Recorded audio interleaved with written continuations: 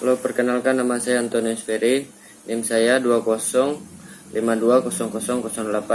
Di sini saya akan membuat video tugas atau UAS negara dan masyarakat sipil.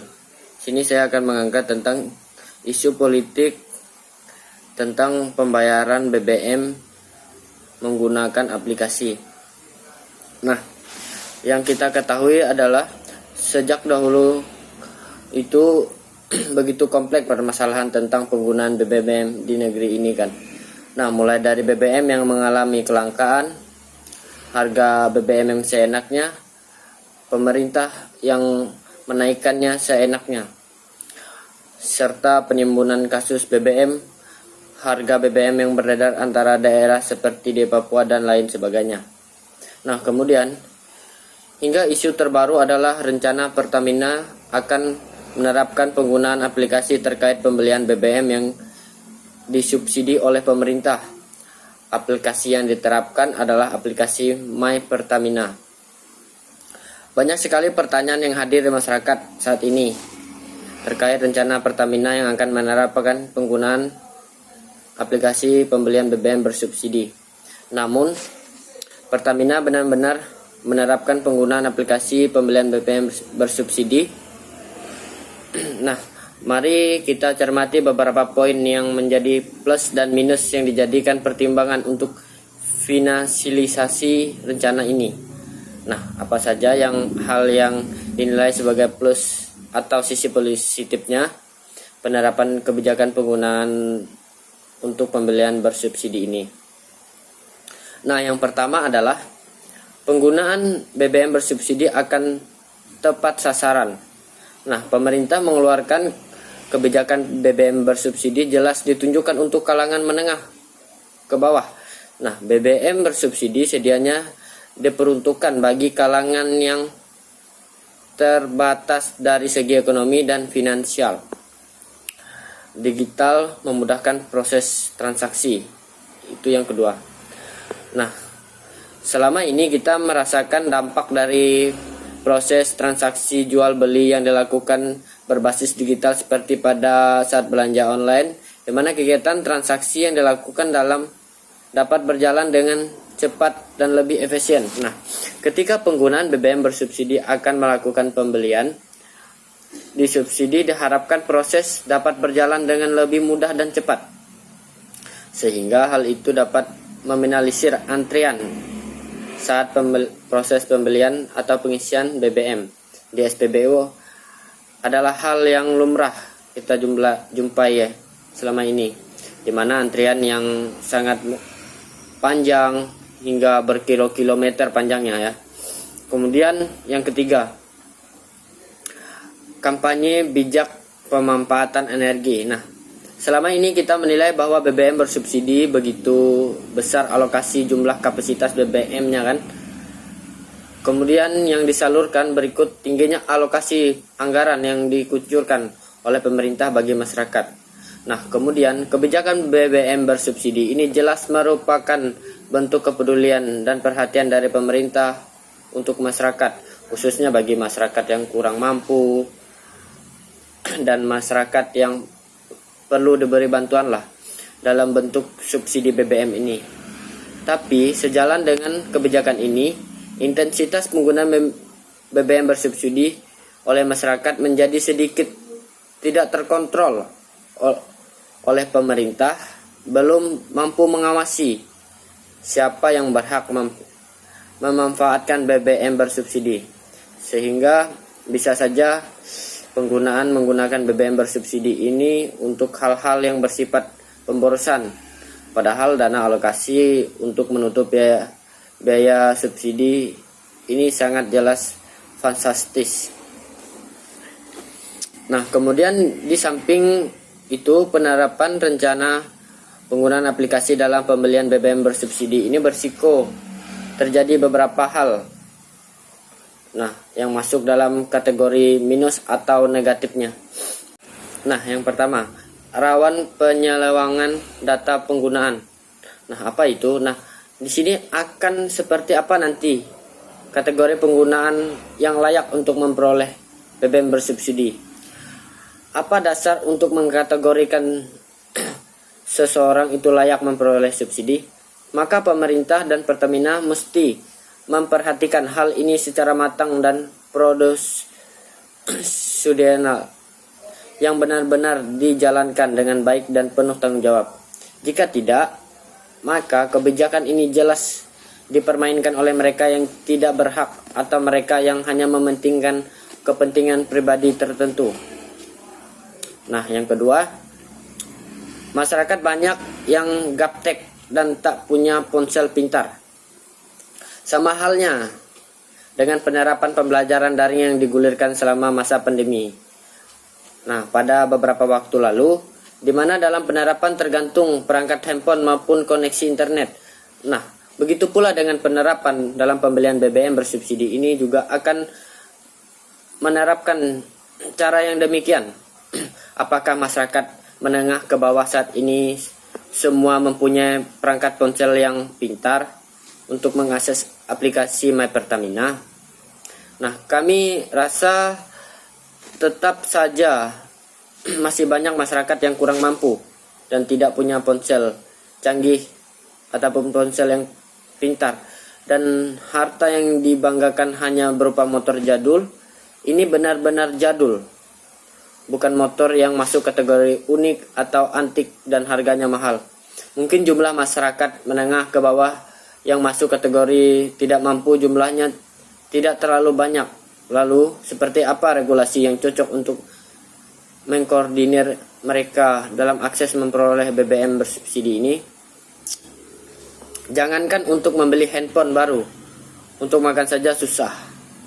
Nah, begitulah yang ada di Indonesia sekarang. Masih banyak orang yang berketergantungan, apalagi mereka yang menggunakan motor untuk kesana kemari untuk memenuhi kebutuhan mereka dan mencari pendapatan. Sehingga keadaan seperti itu ditambah dengan kebijakan penggunaan aplikasi dalam proses pembelian BBM bersubsidi yang memang pantas untuk mereka peroleh, malah dipersulit akses bagi mereka. Nah, yang kedua, tetap dapat menimbulkan antrian yang panjang dan kekacauan. Akan seperti apa proses penyaluran BBM kepada mereka yang berhak saat berada di SPBU? Nah, jika seorang petugas tidak menguasai kemampuan dasar ini dengan baik, tentu proses pengisian bahan bakar akan berjalan lama. Pada akhirnya, tetap akan menimbulkan antrian yang panjang dan kekacauan saat kondisi masyarakat yang diliputi perasaan tidak sabar karena sedang terburu-buru atau sedang dalam keadaan yang sangat mendesak. Maka setiap SPBU hendak melakukan himbauan kepada calon penerima BBM bersubsidi menunjukkan bukti transaksi yang telah dilakukan sebelumnya di aplikasi My Pertamina. Calon penerima BBM bersubsidi harus menyimpan notifikasi dan menunjukkan kepada petugas agar proses pengisian dapat berjalan dengan lancar dan minimalisir terjadinya antrean panjang. Kemudian yang keempat, berisiko menimbulkan kelalaian di SPBU. Nah, dikarenakan masyarakat harus menggunakan aplikasi, di sini pembelian BBM bersubsidi ini maka masyarakat harus selalu membawa handphone, ponsel pintar setiap proses pengisian bahan bakar.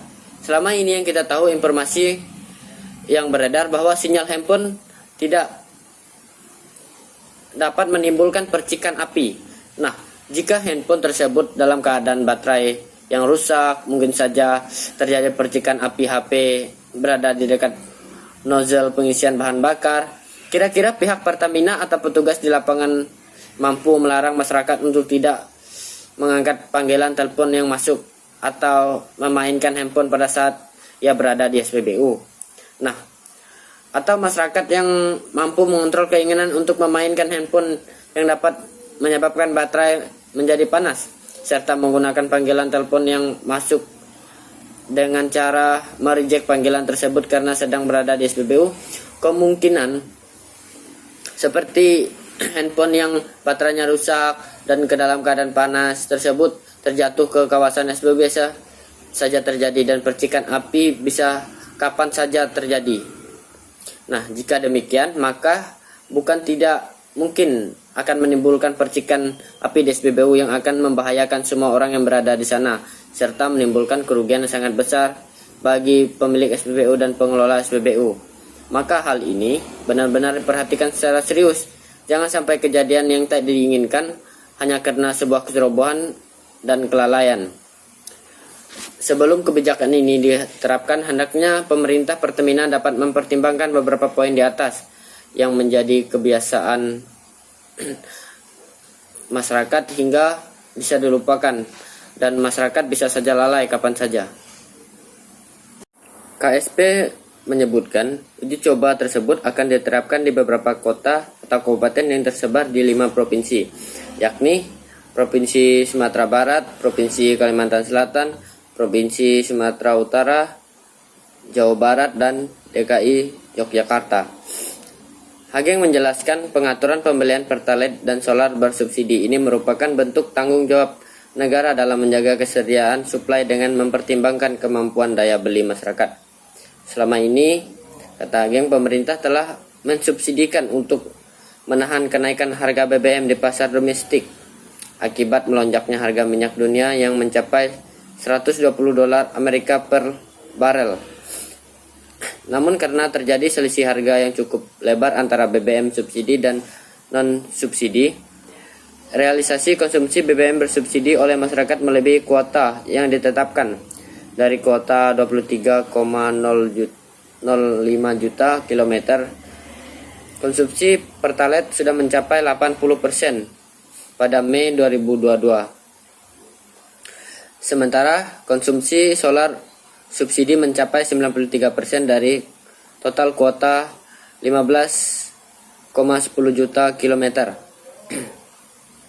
PT Pertamina menyatakan akan menjadikan aplikasi My Pertamina sebagai syarat untuk membeli BBM bersubsidi Pertalite dan solar. Kebijakan tersebut rencananya bakal dilakukan melalui uji coba terlebih dahulu mulai 1 Juli 2022. Kemudian di sini saya akan menggabungkan beberapa dari materi yang telah Bapak jelaskan dari penjelasan saya yang awalnya, dan kemudian saya akan mengambil materi yaitu tentang neoliberalisme. Nah, di sini saya akan menjelaskan sedikit tentang apa itu neoliberalisme.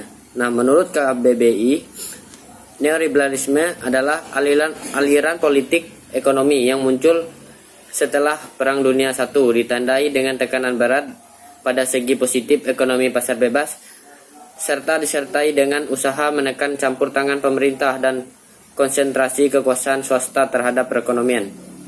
Nah, bisa diartikan juga sebagai paham ekonomi yang mengutamakan sistem kapitalis dan mementingkan pihak-pihak tertentu untuk menguasai perekonomian.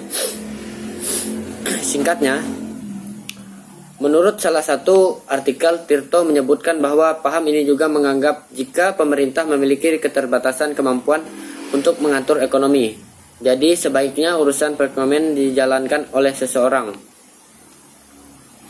Paham ini juga mempunyai beberapa tujuan, yaitu pengembangan kebebasan individu agar bisa bersaing secara bebas di pasar, mengakui kepemilikan pribadi dalam faktor memproduksi, membentuk harga pasar bukan hal yang alami, tetapi hal dari penerbitan pasar dan dilakukan negara melalui undang-undang.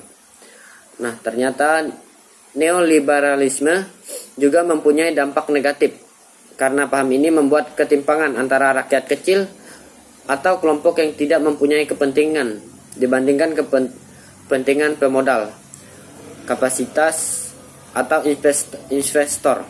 Jadi kesimpulannya, paham ini juga akan menggeser rakyat miskin. Pembangunan rakyat tidak interhard dengan pembangunan ekonomi.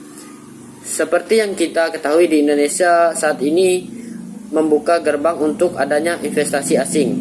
Jika hitungan hampir mencapai 93% dari Indonesia dikelola oleh warga asing, maka itu tidak heran jika neoliberalisme masih terjadi di Indonesia.